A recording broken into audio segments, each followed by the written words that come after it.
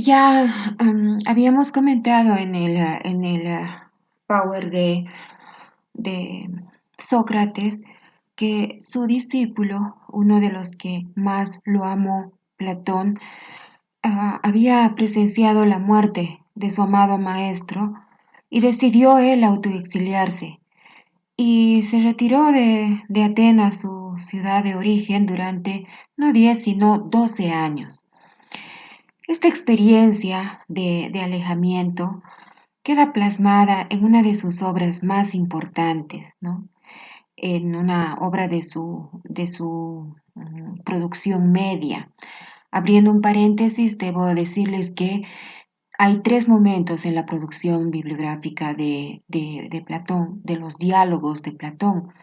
Los primeros diálogos donde el protagonista es su maestro Sócrates. Uno no sabe qué es lo que realmente piensa Platón. No se distingue entre el pensamiento de Sócrates y su pensamiento. Los primeros diálogos, el protagonista Sócrates seguramente va ahí recopilar y decir todo lo que decía, todo lo que enseñaba su maestro, ¿no?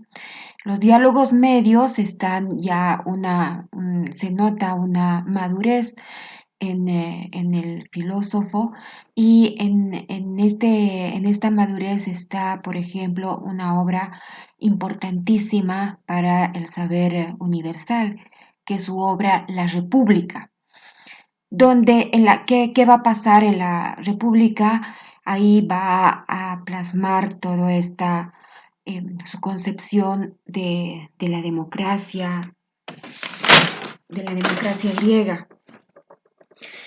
que no va a ser, por supuesto, una mirada feliz, dado el desazón con el que vio cómo esta democracia condenaba a la muerte a un hombre noble, a un hombre nuevo, bueno, a un hombre sabio como era Sócrates. Y tiene una mirada desde la lectura, por ejemplo, de Hannah Arendt, un tanto autoritaria, ¿no? Es una mirada plasmada en esa propuesta psicológica y pedagógica que constituye la República, no solo la política. Mirada que luego en sus obras posteriores de la madurez, en su tercera etapa, en una obra como Las leyes, va a rectificar. Pero les comentaré un poquito de esta obra de la República, que es un libro que ustedes deberían leer de punta a cabo y tenerlo en su biblioteca virtual por lo menos, ¿no? La República, como les comentaba, va a recoger su propuesta política, pero además de constituirse en una propuesta política, va más allá de eso, ¿no? En la República podemos ver ese análisis profundo, psicológico de la humanidad que realiza Platón, una propuesta pedagógica y por supuesto en la República se va a plasmar ya en forma acabada su método de conocimiento. Eh, este método está especialmente referido en los capítulos, es decir, en los libros o en los capítulos 5, 6 y 7, donde en el capítulo 6 nos habla de la alegoría de la línea y en el capítulo 7 en esas formas tan ricas literarias que utiliza Platón en el mito de la caverna que la mayoría de ustedes estudiantes lo conocen. Respecto a esto, a su ámbito literario, Platón es un ser absolutamente extraordinario. Considero de que Platón es uno de los hombres privilegiados, ¿no? No todo el mundo puede nacer con los dones que le ha otorgado la naturaleza, le ha otorgado el nacer en una cuna de privilegio. El mismo Platón se daba cuenta de estos privilegios y agradecía, ¿no? Y agradecía diciendo, doy gracias a los dioses de haberme permitido nacer hombre y no mujer, libre y no esclavo. y sobre todo haberme permitido vivir en los tiempos de Sócrates. Pero claro, Platón debía agradecer mucho más, porque debemos recordar también que Platón no se llamaba Platón, tenía otro nombre, Aristófanes era su nombre original, Platón era su apodo. ¿Y por qué le decían Platón? Platón significaba el de los hombros anchos. Entonces, imagínense a ustedes, a ese jovenzuelo, campeón de bala, campeón de disco en los Juegos Olímpicos, extraordinario deportista, que además tenía esa figura tan llamativa que le merece un apodo. Ha debido ser como Schwarzenegger, como Rambo, qué sé yo, no sé, para que en un mundo donde la belleza física, el culto a lo físico era tan importante, donde todos eran bellamente formados, que él destaque para recibir el nombre, ese sobrenombre, ha debido ser físicamente en su juventud extraordinario Platón. Pero no solamente era la parte física, ¿no? Ya saben ustedes los griegos, mente sana en cuerpo sano. No solamente era el cuerpo sano extraordinario que trabajaba Platón, sino también era esa mente brillante, extraordinariamente brillante. Y no solamente era la inteligencia pura, ¿no? Esa inteligencia que le va a permitir pasar a la historia como uno de los filósofos más importantes, sino también su delicadeza estética. No solamente un extraordinario deportista, un extraordinario filósofo intelectual, sino un dramaturgo de ligas mayores. Lo que sabemos de Platón está plasmado en sus diálogos, pero los diálogos eran los escritos que salían de su academia, de la institución educativa que él fundó, la academia, después de volver a Atenas, destinadas al público en general. Los ensayos académicos que circulaban adentro de la academia se han perdido. Solamente nos han quedado esos maravillosos diálogos que son un tesoro de la literatura universal, ¿no? Diálogos como El banquete, La república, Las leyes y todos los diálogos dedicados a los filósofos, el Parménides, el Protágoras, el Gorgias, ¿no? Calicles, son diálogos extraordinarios en su forma, no solamente filosófica, sino también literaria. Vamos a hablar ahora un poquito de la República. La República en primer lugar, nos plantea, ¿no? Ese ideal, es la primera utopía, que es una utopía, es un ideal de realización política.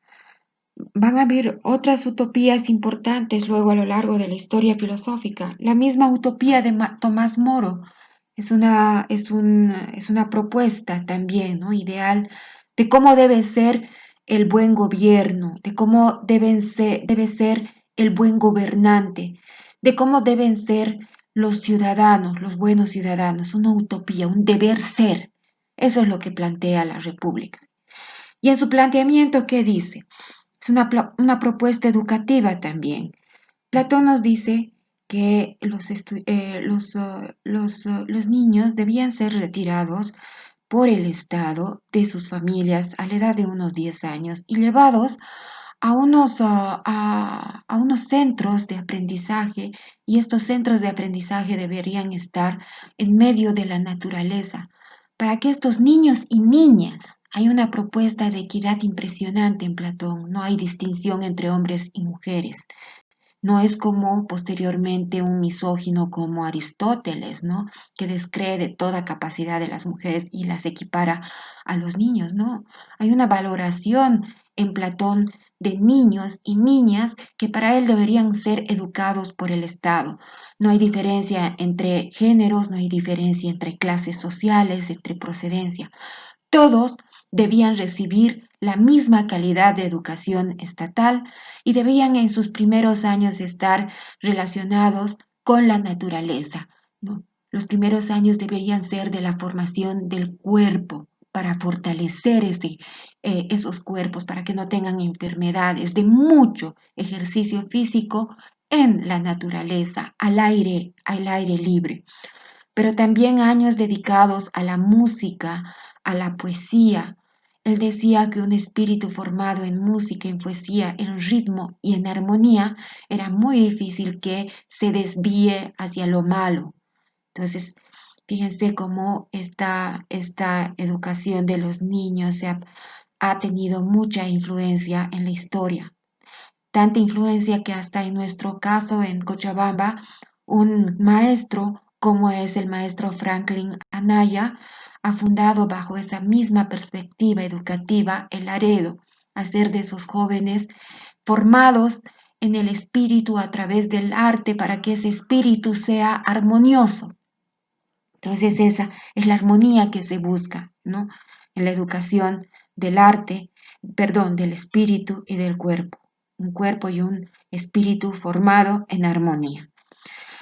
Él proponía que después de 10 años de este tipo de educación, una educación acompañada también del ámbito formal, como siempre por tradición se acostumbraba en el mundo griego, terminaba en un examen a los 10 años. A los 10 años, entonces, estos niños y estas niñas se les tomaba un examen.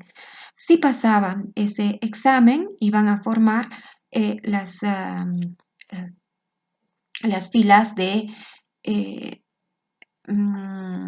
perdón, si se aplazaban en ese examen, los que se aplazaban, los hombres y mujeres iban a formar las filas de todo lo que constituían las masas, ¿no? Podían ser comerciantes, podían ser agricultores, artesanos de toda índole, en fin. Pero si aprobaban, les quedaban 5 años más de instrucción. ¿Para qué? Para ser formados en la burocracia estatal, es decir, en la administración de la ciudad. Sí, después de unos 5 años de estudio, había otro examen. En ese examen, si aprobaban ese examen, pasaban a estudiar otro tiempo más, otros 5 años más, en estudios filosóficos de la filosofía. Entonces, fíjense qué maravilla de propuesta, ¿no? De la formación de la burocracia, de la institucionalización de un carácter formado de los administradores públicos, que es lo que con tanta necesidad requerimos en nuestra sociedad, que los cargos públicos administrativos están a expensas de la politiquería y de que cualquier pilo pueda ejercer funciones sin el menor conocimiento, y por eso estamos como estamos.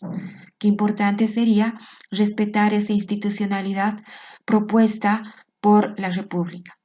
Pero bueno, los que pasaban y seguían los estudios filosóficos tenían 5 años más de estudio. Pasado este tiempo ya no había ningún examen. Hombres y mujeres que habían sido formados tenían por delante el examen de la vida. Eran sacados de su ciudad para que durante 15 años vayan por el mundo como la mejor escuela. Solamente después de 15 años se les permitía volver. Y claro, después de 15 años muchos se habrían casado, muchos se habrían enfermado, muchos no habrían podido sobrevivir a las vicisitudes de la vida. Solamente muy pocos, unos cuantos o unas cuantas volvían, y para Platón esos que volvían ya no necesitaban de los votos en la urna, de los votos en el ágora para ser ya legitimados como gobernantes o gobernantas de una ciudad. Toda la educación de toda una vida les permitía conocer el bien, la justicia, para ejercer y para llevar adelante a todo su pueblo en busca de la felicidad. Eso es, en términos generales, la República en su propuesta psicológica, pedagógica y política. Pero en la República también vamos a encontrar su propuesta nociológica, su método de conocimiento. Les señalaba que entonces en su diálogo La República, Platón también en el capítulo quinto, sexto y séptimo, es decir, en los libros quinto, sexto y séptimo, nos plantea su método de conocimiento. Es muy fácil acceder a la República en PDF, o sea que por cuestiones de tiempo voy a resumirles muy brevemente. Les voy a comentar la alegoría de la línea que aparece aquí en relación al mito de la caverna. Ustedes pueden ver en este gráfico que les he puesto. La alegoría de la línea está presentada especialmente en el libro sexto, donde en su diálogo con Glaucón, Platón le va a explicar, le va a decir, Glaucón, para que tú puedas entender el método, el odop, el camino al conocimiento verdadero, que es el conocimiento de las ideas, plásmate unas líneas. Y así va trazada este gráfico que si se fijan ustedes en el primer segmento tenemos A, D, C, E, B. Del fragmento AD está constituido por las sombras, por las imágenes, el DC por las cosas, el C por los objetos lógicos matemáticos y el EB por las ideas. Y estos cuatro segmentos están divididos en dos. Un primer segmento que corresponde a la realidad sensible y un segundo segmento a la realidad inteligible. Y estas dos realidades corresponden también a las dos facultades que tenemos los seres humanos para conocer este mundo sensible o este mundo inteligible. La primera facultad que nos permite conocer la realidad sensible es la doxa, la opinión. Y la otra que nos permite conocer la realidad inteligible es la episteme, la ciencia, ¿no? Entonces, pueden ver también los estudiantes de comunicación social la influencia de Parménides en Platón en relación al método de conocimiento. No olvidemos que Parménides también planteaba esta distinción entre doxa y episteme, ¿no? Pero Platón va a trabajar un poco más a profundidad esta distinción y la va a dividir, hablando del mundo de la realidad sensible, en dos. Es decir, nosotros partimos en este camino que iniciamos hacia el conocimiento, en el conocimiento de las sombras, de las imágenes, que es un conocimiento inferior, un conocimiento endeble. Por ejemplo, es menos objetivo conocer por la fotografía, viendo en la televisión, viendo en el cine a una persona, pónganse a un actor, a Johnny Depp. Lo vemos en el cine, lo vemos en la televisión. Entonces de él solamente conocemos la imagen a través de qué facultad, a través de nuestra imaginación. Otra cosa sería conocer en forma personal, ¿no? En concreta a Johnny Depp, en persona. Ah, ahí está, el siguiente segmento. El conocimiento de los objetos, de las cosas, de los entes, ¿no? En su concretitud, en su particularidad, en su individualidad. A Johnny Depp en persona. ¿Y esto cómo lo hacemos? ¿A través de qué facultad? Conocemos a través de nuestras creencias. Estos dos tipos de conocimiento para Platón son tipos de conocimiento, ¿no? Importantes, pero no los más importantes, porque no dan cuenta del conocimiento verdadero y profundo. Para ello tenemos que pasar al conocimiento de la realidad a través de la inteligencia, del conocimiento intelectivo, que es un conocimiento superior al de los sentidos. El conocimiento a través de la inteligencia nos proporciona un conocimiento más sólido, más verdadero. Aún así, en la realidad inteligible, en el conocimiento de esta realidad a través de la inteligencia inteligible, quiere decir eso, tenemos también dos momentos. Uno, intermedio entre las cosas y las ideas, que es el de los objetos lógicos matemáticos, captado o aprendido a través de la facultad de la razón discursiva, de la dianoia.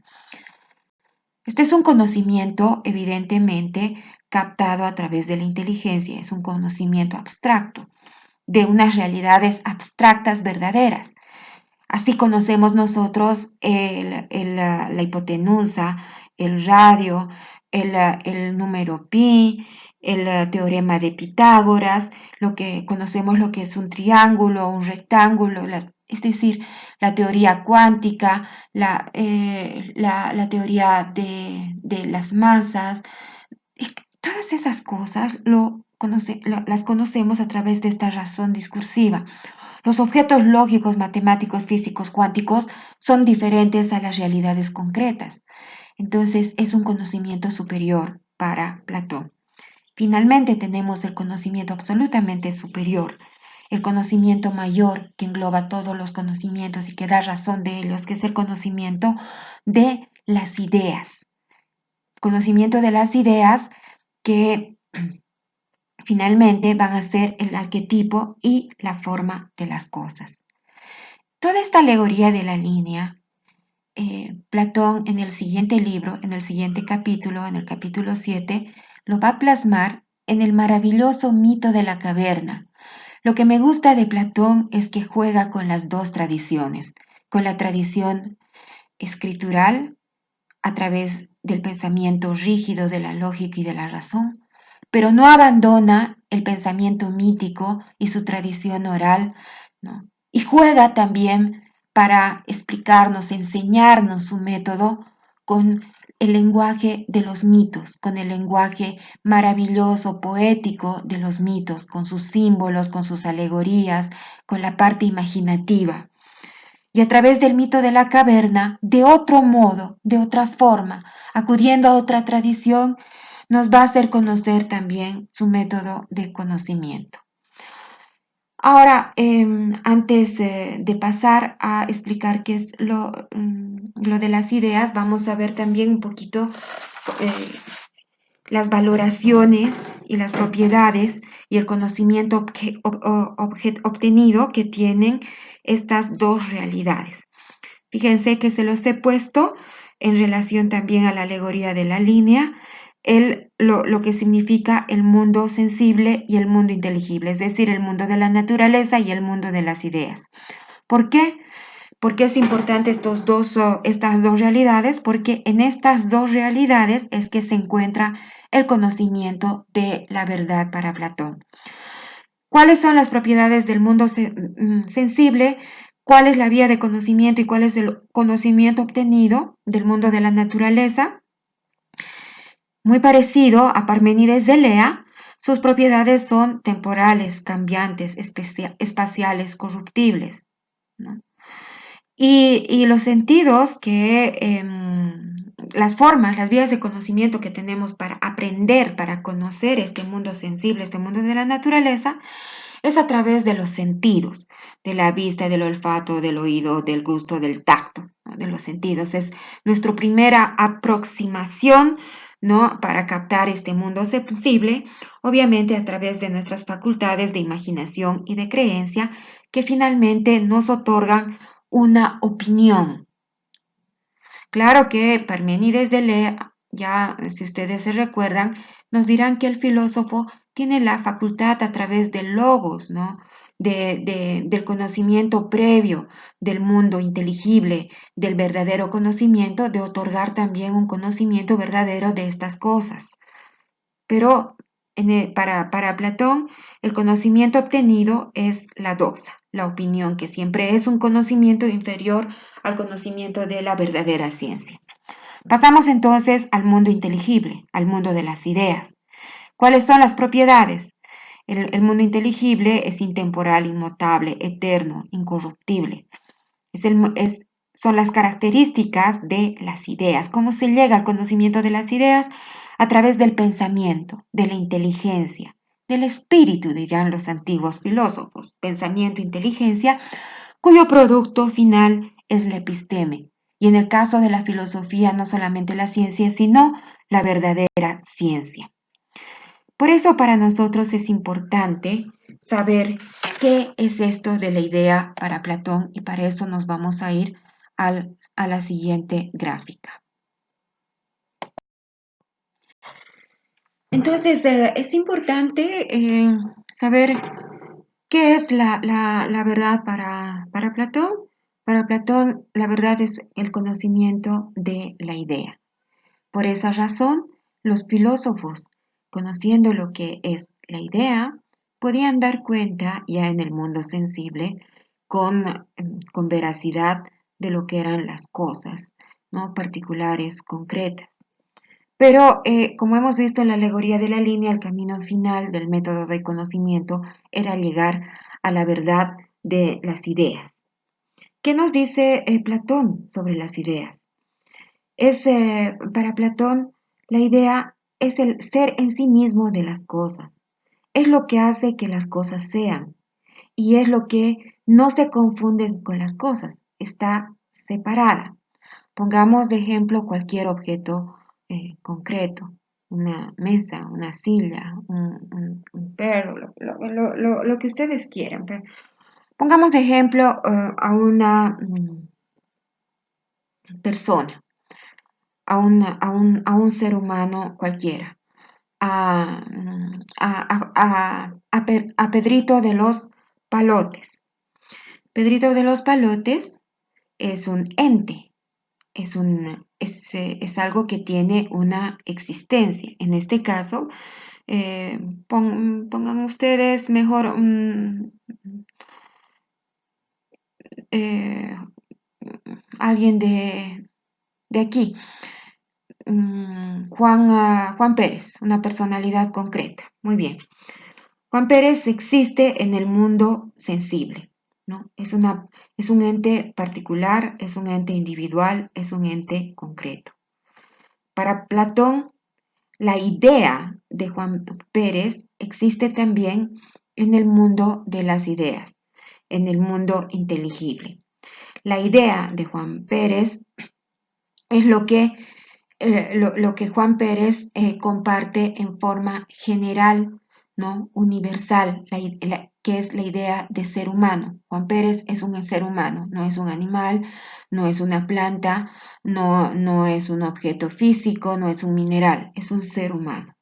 Entonces, la idea de Juan Pérez está inscrito en el mundo de las ideas como la idea de ser humano.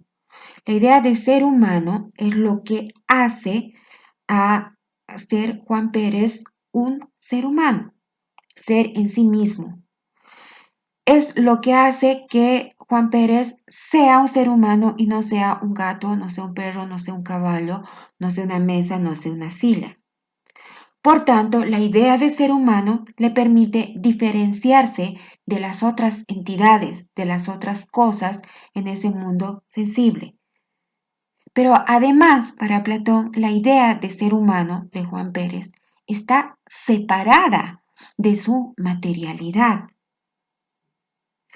Finalmente, Platón nos va a decir, el ser es verdadero cuando es como debe ser. Juan Pérez es humano porque es en relación al arquetipo y forma de su idea. ¿Cuál es su idea? Ser humano. ¿Cuáles son las características de la idea? Las ideas son inmutables, eternas, intemporales, idénticas a sí mismas, son el arquetipo y forma de las cosas. Juan Pérez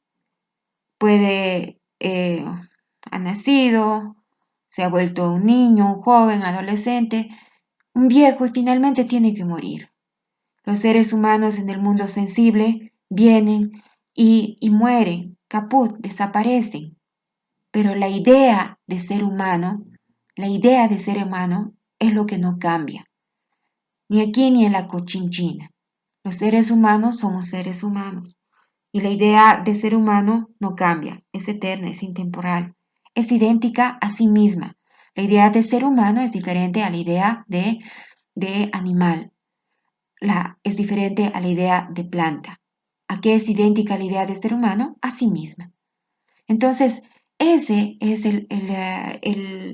la imagen de idea, la concepción de idea que tiene Platón y que va a ser ya madurada en este diálogo. Por ejemplo, en el crátilo, perdón, que era un diálogo tempranero de la primera parte de la producción filosófica de Platón, todavía el recorrido, eh, el concepto no estaba muy asentado, muy bien trabajado. Es en este diálogo que su método y su objetivo de conocimiento está ya de forma completa y redondeada.